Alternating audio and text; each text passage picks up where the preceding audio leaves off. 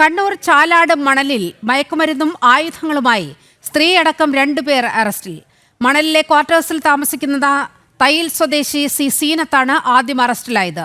സ്കൂട്ടറിൽ ക്വാർട്ടേഴ്സിലെത്തിയ ബന്ധുവായ ഷാഹിദ് അഫ്നാസിനെ പരിശോധിച്ചപ്പോൾ 4 ഗ്രാം കഞ്ചാവ് കണ്ടെത്തിയതിനെ തുടർന്ന് ഇയാളെയും അറസ്റ്റ് ചെയ്യുകയായിരുന്നു.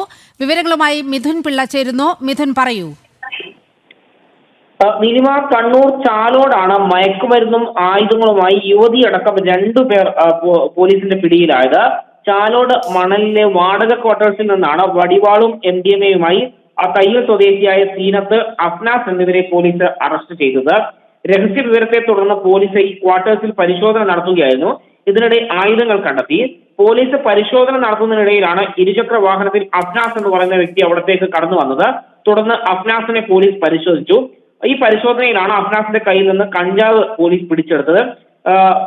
ഈ ക്വാർട്ടേഴ്സിൽ നിന്ന് ആയുധങ്ങളും പിടിച്ചെടുത്തിട്ടുണ്ട്. ഈ ഒരു പശ്ചാത്തലത്തിൽ ഇവർക്കെതിരെ FIR ഇട്ട് കോടതിയിൽ ഹാജരാക്കുകയും ചെയ്തിട്ടുണ്ട്. നിലവിൽ 2 പേരെയും കോടതി റിമാൻഡ് ചെയ്തിട്ടുണ്ട്. നീലിമ, ശരി, മിഥുനാണ് വിവരങ്ങൾ പങ്കുവച്ചത്.